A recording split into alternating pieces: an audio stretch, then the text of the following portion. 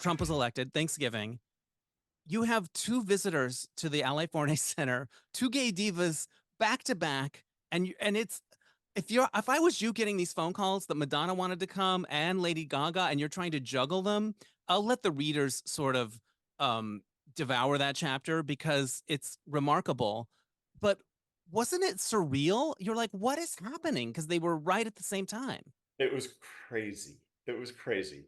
I mean, my successor is a man named Alex Roque, but at the time he was, so now Alex is running the Ali Forney Center, but at the time he was our development director. And it was the end of the day. It was a few days after election, like maybe 2 weeks after the election, after Trump was elected. We were all demoralized. And he comes into my office. It's maybe like 7:30, 8 at night. And he's like, Carl, there is like somebody saying that they're the representative of a major A-list celebrity, like asking questions about coming to our site for Thanksgiving. But they won't tell me who they are yet. They want me to send pictures of the site, and they want to, And then while we're talking about that, another phone call comes on, and he's like, "Oh my God, it's another A-list gay celebrity wanting to come the day after Thanksgiving and give presents at our drop-in center." And so we're sitting there like, who could they be? Who could they be? And then like, this flurry of calls comes in, and the first one is Madonna, the second one is Lady Gaga. And we're like, how could this be a coincidence that they're both on our phones? And like, Alex was literally like putting Madonna's representative on hold so they could talk to Gaga's representative, then putting them on hold so they could talk to Madonna's representative. So I was like, this must be some kind of Trump thing. Like maybe like they want to show that like even like, warring divas need to like put their beefs aside to Right. stand with, the people that are being persecuted by Trump and his followers. Because they were in the middle of a feud, so I just didn't see how it could possibly be a coincidence. But both of them like made us swear that we wouldn't tell anybody. Like, they were like, if you tell anybody, even your coworkers, even your board, that Madonna's coming or that Gaga's coming, the visit's off.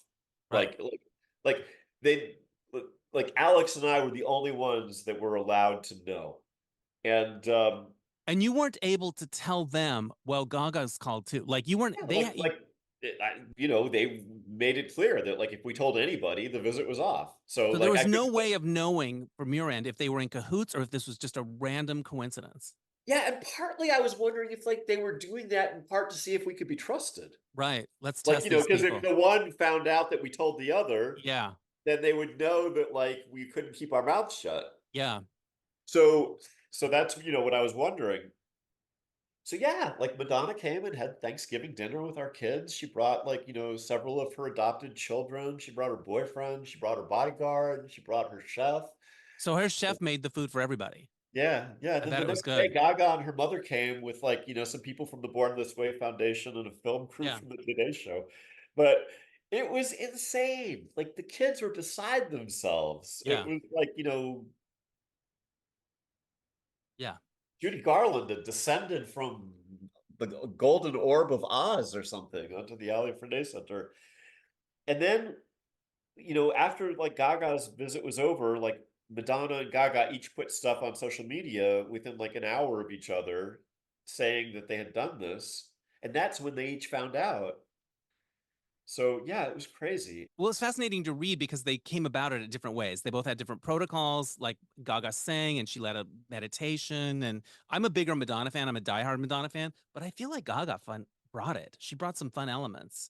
So not that it's a competition. It's Yeah, not. no, they each did things that I think were really wonderful. I Yeah. mean, like Madonna made everybody lock up their cell phones. Like I couldn't even have my cell phone. Right Uh, on. uh, Whereas Gaga like posed, she spent like an hour posing for she let everybody, every staff person and every young person take like selfies with her on their cell phones. So, Sweet. like that was really sweet. And doing the performance and sharing about her having PTSD. That was when she first told the world, like, at our drop-in center. Um, but it was also like, a film crew, the Today Show, like, it was like it was extraordinarily wonderful and amazing, but it was also sort of like a production.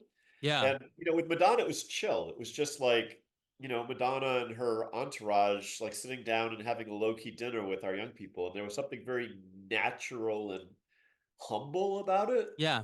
When And she went around and asked everyone to say what they were thankful for, which I thought was beautiful. Did yeah, you take part in that? Did you say what you were thankful for?